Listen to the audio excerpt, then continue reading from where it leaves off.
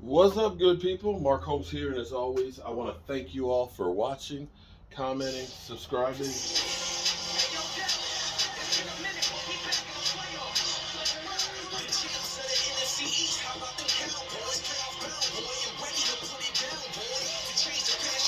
Please, dirty Dallas ain't been to the big games since Super Bowl 30, but they worthy. I mean, look at their season and what they did. Their defense a monster, always coming up big. Michael Parsons, straight digs, don't throw the ball at them kids. Hey, Dallas looking playoff ready, that's what it is.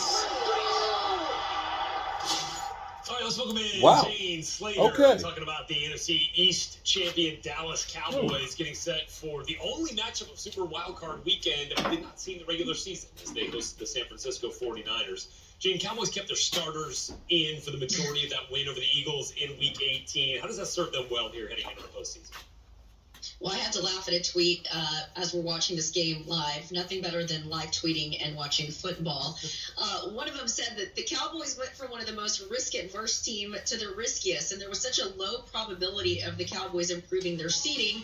So for a lot of us, it didn't really make sense that you kept your starters in through the fourth quarter, but they did, and it actually did pay off. Not only did they escape with a 3 seeding, but if they get this win, they avoid Green Bay. They would either travel to Tampa or they would face the Rams or Cardinals in the next one at home. And they escaped this one relatively healthy. You know, they had a lot of players that were either on the COVID list or dealing with illnesses. And Mike McCarthy told us this afternoon that he's expecting most of them to return by Thursday, with the exception of J-Ron Kearse.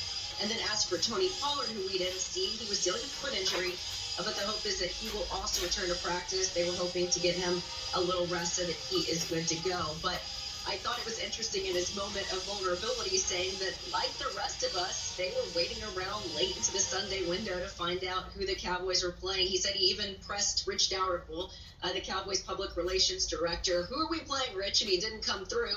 Of course, like I said, a lot of us found out about this one late. And while it might have been a bit of a surprise for some of us that the 49ers ended up being the team that they would face, they did say that they've got a guy like Ben McAdoo, who he credited with really forecasting who the next opponent is.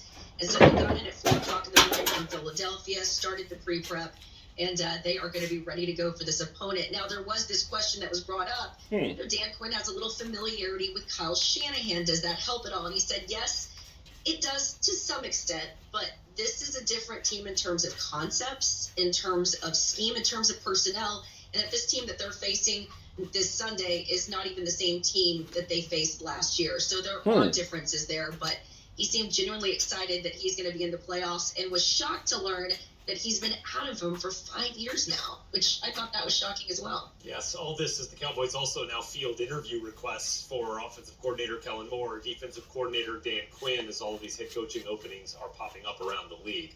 Jane, getting us set for this matchup. Jane, thanks very much. Of course, the rush defense will be a big piece of the Cowboys' plan this week against the...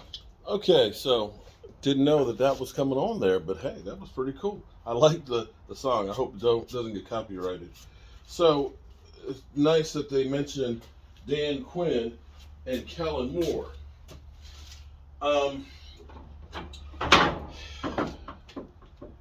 Denver is, if you had to choose jobs, I would say Denver is much better than Jacksonville. Now, we know Kellen Moore interviewed with Jacksonville on Friday. We don't have any word how that went, but Denver has requested to talk to both Dan Quinn and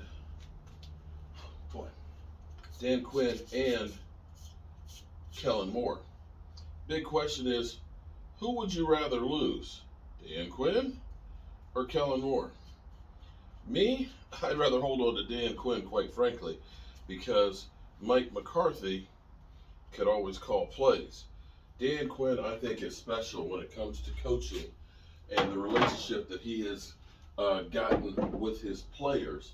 You look at that and say, I don't want to mess up that dynamic. We haven't had this kind of a situation here with the defense where you really have a teacher and a motivator like Dan Quinn in a very long time. But here may be the good news. And what I'm told is Dan Quinn has already been given permission to be able to talk to Denver. Yeah, he's already been given permission to talk to him, and we'll interview, and he is truly the guy that they want. They got a hard-on for him. They truly want Dan Quinn to be their head coach. All right, I thought I had the other brush. Oh, let me grab the other. Oh, there it is. They want Dan Quinn to be the head coach because they look at scheme-wise and how Denver loves their defense.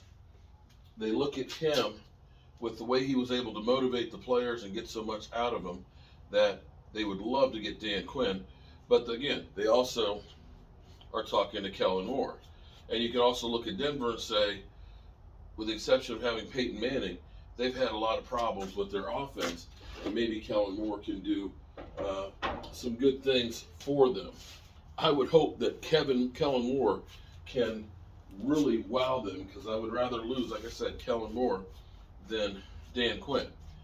But here's another interesting part. I am told that if the Cowboys lose Dan Quinn, and I can guarantee you they're probably already talking to Mike Zimmer just to feel him out and let him know that if they lose Dan Quinn, that they would like to have him as their defensive coordinator. You guys may remember, before he left to go to Cincinnati, Mike Zimmer was here with Jerry Jones and the Dallas Cowboys and did a great enough job that he ended up getting the job with Cincinnati because of the work he did here. And so that would be a possible replacement if we do lose Dan Quinn. I'll have more on that tonight. We'll be doing our live stream back at our regular time, since the regular season is over, at 9 o'clock Eastern.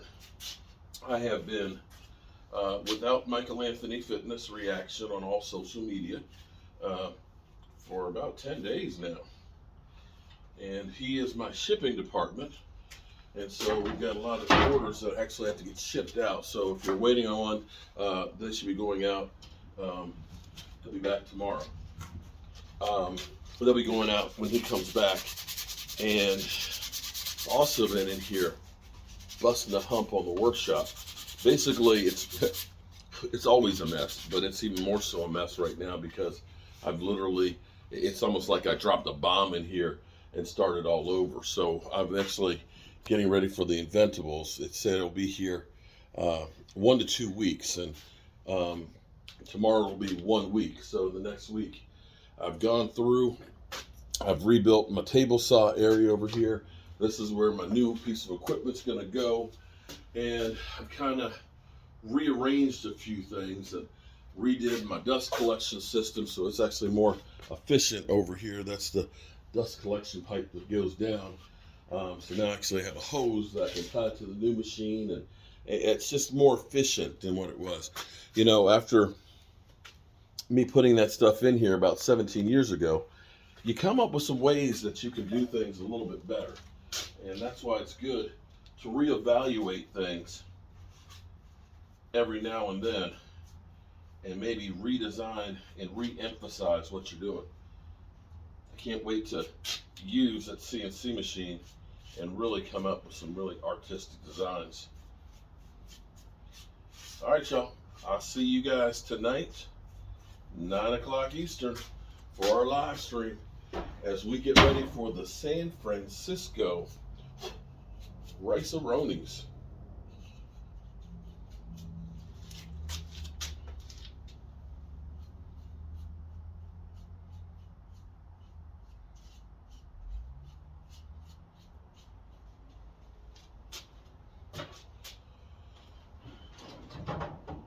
There we go. I'll see you soon. Peace.